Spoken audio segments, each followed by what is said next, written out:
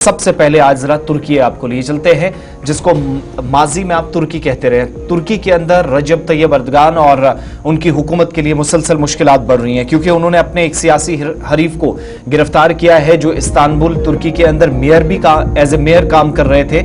उनकी गिरफ्तारी जैसे ही हुई तो पूरे मुल्क के अंदर एहतिजाजी मुजाहिरों का एक सिलसिला शुरू हो गया, और इन सब के बीच में तुर्की के अंदर इस वक्त एक किस्म का सियासी बहरान शुरू हो गया है। एहतिजाजी मुजाहिरों का आज चौथा दिन शुरू हो गया है।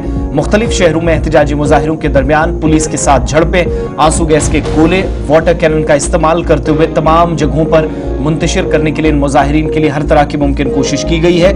इमाम ओगलू की गिरफ्तारी के खिलाफ तुर्की के तकरीबन 15 ऐसे शहर हैं और 6 सूबे जहां मुकम्मल तौर पर हुकूमत के खिलाफ एहतिजाजी मुजाहिरों का सिलसिला तेज हो गया है।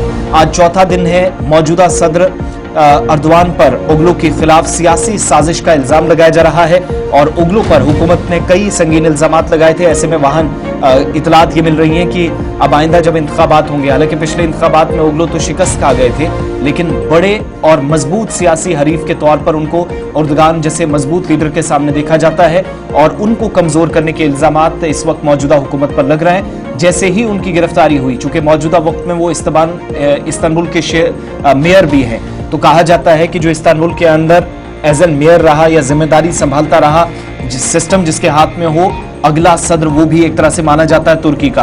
पिछले चुनाव में अगरचे ये ख्वाब पूरा नहीं हुआ, लेकिन आइंदा की जो हिकमत अमली है वहां पर अर्दगान और उनकी हुकूमत के लिए मजीद मुश्किलें पैदा हो गई हैं, क्योंकि जैसे ही उनकी गिरफ्तारी हुई तो गिरफ्तारी के बाद आज चौथे दिन में एहतिजाजी मुजाहिरों के बीच लाखों लोग मुख्तलिफ शहरों में तुर्की में इस वक्त सड़कों पर है। जुमे से लगातार तुर्की के अंदर एहतिजाजी मुजाहिरे हो रहे हैं। रजब तैयब अर्दगान की हुकूमत के खिलाफ ये एहतिजाज शिद्दत पकड़ रहे हैं, और आज भी मुख्तलिफ मकामात पर तुर्की के अंदर एहतिजाजी मुजाहिरे हो रहे हैं। तुर्की में 2028 में दोबारा से सदारती इंतखाबात होने हैं, और उससे कबल जो सूरत हाल बन रही है वो रजब तैयब अर्दगान के खिलाफ फ़िलहाल नज़र आ रही है, क्योंकि हर शहर के अंदर एहतिजाजी मुजाहिरों की लहर पहुंच चुकी है।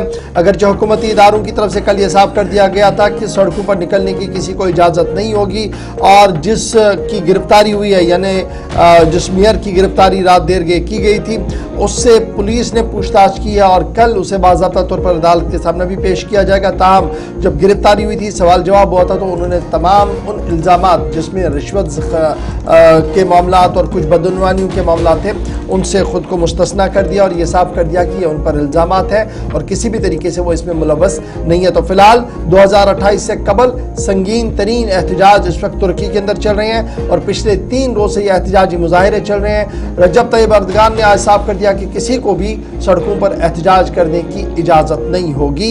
ये बड़ी खबर इस वक्त तुर्किया से सामने आ रही है।